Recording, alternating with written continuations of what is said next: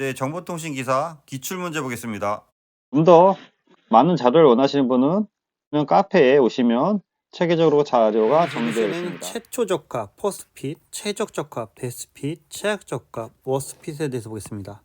최초, 최적이 제일 좋은 거네요. 최악이 제일 안 좋은 거네요.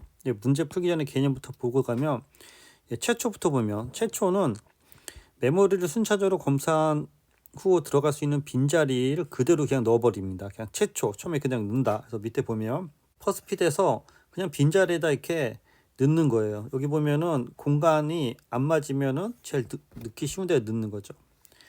최적 적합은 베스핏에서 제일 그 사이즈에 맞는 걸 찾아서 넣는다는 거죠. 그래서 여기 설명처럼 메모리 관리에 빈 공간을 관리하는 프리 리스트를 끝까지 탐색해서 요구하는 크기보다 더 크되 그 차이가 제일 작은 것을 찾아서 그래서 제일 마땅한 크기를 찾아서 넣어준다는 거죠. 최악 적합은 여기 보시는 것처럼 그 사이즈나 상관없이 아무데나 넣기 때문에 메모리가 좀 안 좋을 수 있죠. 리소스를 제대로 활용하지 못할 수 있죠. 그래서 최적 적합은 베스핏에 들어갈 프로세스 사이즈와 가장 밀접한 홀에 넣는 거고, 최악 적합은 들어갈 수 있는 홀이 있지만 프로세서 크기에 맞지 않게 아무데나 넣는 거죠. 내용을 보면 최초 적합은 가용 공간을 찾는 시간이 적어 배치 시간이 빠를 수 있죠. 최초에 그냥 있으면 넣는 거니까. 최적 적합은 베스트잖아요. 선택 후 남는 공간을 이후에 활용할 가능성이 높다. 아니죠. 처음부터 그 선택 후 제일 좋은 공간을 넣기 때문에 이후에 활용할 가능성은 낮죠. 처음부터 좋은 걸 찾으니까. 최악 적합은 가용 공간 크기를 정렬 후 가장 큰 공간 아무데나 넣어서 큰 공간에도 들어갈 수 있는 거고. 그래서 최악 적합은 가공 공간 크기를 정렬해야 하는 단점이 있다. 그래서 나중에 다시 재정렬을 해야 되기 때문에 이 최적 적합이 여기서는 정답이 되겠죠. 그와 관련된 내용이고요. 그래서 앞서 말씀드린 것처럼 가장 적합한 알고리즘을 조각하고 가장 적합한 곳에 넣는 것이 좋은 거죠. 최적 적합은 약간 느릴 수 있지만 그래도 메모리를 잘 활용할 수 있는 거죠. 그러므로 알고리즘의 선택은 시스템의 특정 요구사항과 성능과 단편화 간의 균형에 따라서 어떤 걸 찾아가는 게 제일 좋은지를 정해야 되는 겁니다. OS 메모리를 보고 있다가 홀이 많지만 그 홀에 가장 적합한 것을 채워주는 게 가장 효율적이라고 할 수 있죠. 그래서 나온 것이 컴팩션입니다. 컴팩션. 프래그먼트가 발생하는 이유는 연속 메모리 할당이기 때문인데 이를 위해 프로세스를 자르고 마치 단일 프로세스가 붙어있는 것처럼 방식을 통해서 외부 메모리의 단편한 문제를 해결하는데 이러한 프로세스를 잘라버리며 메모리를 관리하는 기법을 페이징이라고 합니다. 페이징, 이렇게 나눠서 관리하는 기법. 메모리 단편화 한번 읽어보시고요. 그래서 중간중간에 이렇게 비어있는 홀이 생기면은 좀 안 좋을 수 있죠. 그래서 이와 같은 거를 하나로 모이지 못하면 프로세스를 실행해도 제대로 실행할 수가 없는 상황이 발생할 수 있습니다. 그래서 이러한 상황을 프래그먼트 상태가 되어 버렸다라고 하는 거고요. 이게 바로 메모리 단편화의 메모리 단편화, 그러니까 이터널 프래그멘테이션이라고 볼 수 있는 거고요. 이러한 상황에서 새로운 프로세스를 실행하고 연속 메모리 할당하는 방식에 대한 고려가 필요합니다. 그래서 퍼스트 핏, 베스트 핏, 워스트 핏에 대해서 다시 한번 설명을 했고요. 이건 읽어보시면 이해가 될 겁니다. 저희는 좀 시간이 없어서 문제를 풀면서 좀 내용을 보겠습니다. 1번 메모리 관리에서 빈 공간을 관리하는 프리 리스트를 끝까지 탐색하여 요구되는 크기보다 더 크되 그 차이가 가장 작은, 제일 작은 거, 가장 좋은 거 찾는 거, 그거를 우리가 베스트 핏, 최적 적합, 가장 좋은 걸 찾는다. 그렇지만 시간은 좀 걸릴 수 있다. 그래서 베스트 핏은 들어가야 할 프로세스의 사이즈와 가장 밀접한 홀에 집어넣는 방법이고 쭉 탐색해보고 가장 밀접한 홀을 넣어서 집어넣는 방식이라고 할 수 있습니다. 2번 길이가 5인 이진 트리의 가족 관계를 표현하려고 한다. 최대 몇 명을 할 수 있는가 해서 사실 우리가 이런 그 트리 구조에서는 이제 길이란 말 안 써요. 이건 문제가 잘못된 것 같고요. 이제 깊이라고 그래야 돼요. 깊이가 5다라고 하는 거는 요 레벨이 5다 이렇게 이해하시면 될 것 같아요. 그래서 아래 그린 것처럼 1, 2, 3, 4, 5 그래서 요 안에 내용을 다 헤아려 보면 총 31개가 나옵니다. 그래서 얘를 공식으로 표현하면 오른쪽과 같이 표시되는 거고요. 이 노드가 여기 하나 있으면은 2의 0승에서 1개가 되는 거죠. 여기 두 개가 있으면은 여기 보면 2의 1승에서 2개가 되는 거고 여기 보면은 요거 세 번째는 2의 2승이에서 이제 레벨이 2개가 되면 2승이 되는 거고, 그래서 얘를 쭉 해서 공식으로 표시하면은 전체적인 거는 2의 k 플러스 1의 마이너스 1이 됩니다. 왜냐면 이 노드가 하나가 있기 때문에. 그래서 얘는 문제가 깊이로 나왔어야 되는 거고요. 아마 문제를 중간에 수정해 주지 않았을까 싶은데요. 그래서 깊이가 전체적으로 n개일 때, 깊이가 n개일 때 전체 노드 수는 2의 n 플러스 1의 마이너스 1개가 되면서 요거를 뭐 다 헤아려 봐도 되고요. 아니면은 요런 공식에 넣어서 풀면은 전체적으로 5단계니까 다시 한번 보면 1단계, 여기 2단계, 3단계, 4단계, 5단계에서 전체적으로 31개 또는 2의 k 플러스 1의 마이너스 1승에서 31개이면 찰 수 있습니다. 하단에 있는 리프 수는 맨 밑에 있는 거. 그러니까 요 다시 말씀드리면 요 리프 요 맨 밑에가 16개가 있다라는 의미가 되겠습니다. 그래서 문제 3번 SFP 정책으로 관리하는 시스템의 프로세서 P1, P2, P3, P4가 동시에 도착했다. 그래서 다음 표와 같이 프로세스 정의되었을 때 P3의 반환 시간을 구하시오. 그래서 여기 보면은 우선순위를 먼저 봐야겠죠. 제일 빠른 게 P2가 우선순위가 1번이고 P4가 우선순위가 2번째네요.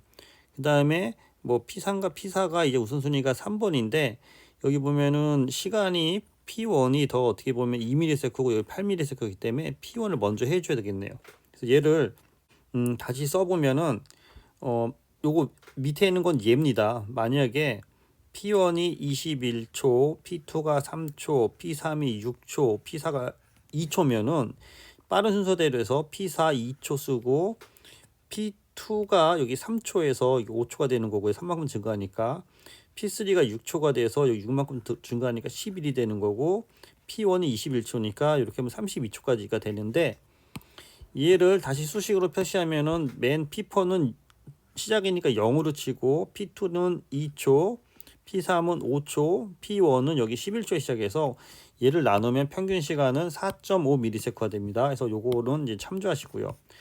이런 식으로 봤을 때 요 문제도 우선순위가 제일 좋은 거 P2가 1초니까 여기 보면은 P2 여기 P2네요. P2가 먼저 와야 되고 그 다음에 P4가 여기 보면 5ms잖아요. 두 번째 우선순위니까 5ms 오고 그 다음에 우선순위가 P1하고 P3가 같지만 P1이 2ms이기 때문에 P1 2mm, P3 8ms하고 맨 끝에 P5가 가장 우선순위가 낮죠. 그래서 맨 끝에 써주시면 위에서 한 것처럼 계산을 하면 평균 시간은 우선순위가 제일 높은 게 이게 P2니까 P2는 0ms, P4는 여기 보면 1ms, 1ms, 그 다음에 P1은 요거 합치니까 6ms, 그 다음에 P3는 요거 합치니까 8ms, 그 다음에 여기는 이제 16이 되는 거죠. 그래서 전체도 나누면은 7, 10,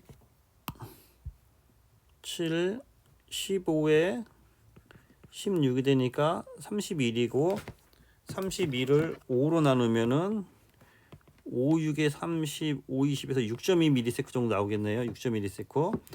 근데 여기서 보면은 문제가 P3의 반환 시간이잖아요. P3. 그래서 여기 P3 기준으로 보면은 P3 기준으로 보면 여기잖아요. 여기 P3가 여기잖아요. P3가. 그래서 P3 기준으로 보면은 얘는 전체적으로 16ms가 전체적으로 소요되는 것을 알 수 있습니다. 그래서 그 P3의 반환 시간은 여기 전체적으로 P3가 이제 P5로 넘어가는 요 시간, 그래서 16ms로 보시면 되겠습니다. 여기는 이제 P2가 되는 거죠. 그래서 이것 때문에 자꾸 헷갈렸네요. 이 오타는 좀 수정하겠습니다. 네, 4번 이제 같은 문제인데요. 대기하고 있는 프로세서 P1, P2, P3, P4의 처리 시간이 24, 9, 15, 10ms일 때 최단 작업 시간의 그 평균 시간을 구하시오 하면은 이것도 그 시간을 빠른 순서대로 다시 정리를 하면은 제일 빠른 게 P2가 9ms죠. P2 9ms. 그 다음에 P4가 10ms, P3가 15ms, P1이 23ms죠. 그래서 요걸 쓰고 얘를 계산하면은 여기 보면 P2는 0에서 시작한다고 해서 0을 보면 되고 P4는 이제 9ms, P3는 요 합치니까 19가 되고 여기 P1은 요거 3개를 합치니까 34가 되는 거죠. 그래서 요걸 다 계산해서 4로 나눠지면 15.5ms가 되는 것을 알 수 있습니다. 5번 다음 중 연결 리스트에 대한 설명을 틀린 것은 연결 리스트는 데이터의 부분과 포인터 부분을 가진다. 포인터는 다음 자료가 저장된 주소를 기억하고, 삽입 삭제가 빠르고 연속적인 기억 장치가 없어도 노드 연결이 가능하다. 포인터 때문에 탐색 시간이 빠르고 링크 부분만큼 추가 기억 공간이 필요하다라고 했는데요. 자, 크게 자료 구조는 선형과 비선형이 있고, 선형 안에 여기 보면 연결 리스트가 있습니다. 그래서 뒤에 이제 설명을 해놨는데요. 네, 그래서 연결 리스트는 배열 리스트 대비 장점이 데이터 입력 시 주소가 순차적이지 않으며 크기도 유동적이고, 인덱스 대신 현재 위치의 이전 및 다음 위치를 기억하는 형태로 요소 중간에 삽입 삭제 시 논리적인 주소만 바꿔주면 되기 때문에 삽입 삭제가 되게 용이한 게 연결 리스트의 장점인데요. 단점은 여기 보시는 것처럼 연결되어 있는 링크를 따라가야 되기 때문에 속도가 좀 느린 게 단점이 될 수 있겠습니다. 5번 문제는 포인터 때문에 탐색 시간이 빠르고 추가 공간이 필요하던 게 아니고, 여긴 연결 리스트에 대한 얘기 때문에 탐색 시간이 좀 늦다라는 게 단점이 되겠습니다. 그 정답이 4번이 되겠습니다. 6번, 운영체제 프로세서의 관리 기능에 속하지 않은 것은 운영체제 프로세서의 관리 기능. 그래서 운영체제 여기 보면 프로세서가 생성되고 준비하고 러닝하고 기다리고 이제 터미네이터에서 종료되는데요. 그래서 프로세서가 여기 밑에 보시는 것처럼 어떠한 새로운 것들을 생성이 돼서 준비 상태에서 러닝되거나 또 웨이팅 돼서 터미네이팅 되는 과정을 얘기하는 거고요. 프로세서는 프로세서의 생성과 제거, 동기화 또는 교착 상태로 발생할 수도 있고, 스케줄링도 발생하고, 중지 및 재수행, 프로세서 간의 통신 및 자원을 공유합니다. 문제에서 얘기한 사용자 및 시스템 프로세스 생성과 제거 것들 하고, 프로그램 내 명령 형식이 변경, 프로그램 내 명령 형식이 변경은 이건 일반적인 프로그램을 얘기하는 거고요. 여긴 프로세스를 얘기하는 거기 때문에 정답이 2번이 되는 거고요. 프로세서의 동기화가 이루어지고 교차 상식 방지를 위한 기법을 제공합니다. 그래서 여기 그 아래 설명처럼 이 프로세서랑 프로그램을 이해해서 정리하시기 바랍니다. 그래서 프로그램은 우리가 사용되는 일반적인 프로그램을 얘기하는 거고요. 프로그램 내의 형식의 변경은 프로세서와는 무관하다고 이해해 주시기 바랍니다. 네, 이상입니다. 수고했습니다.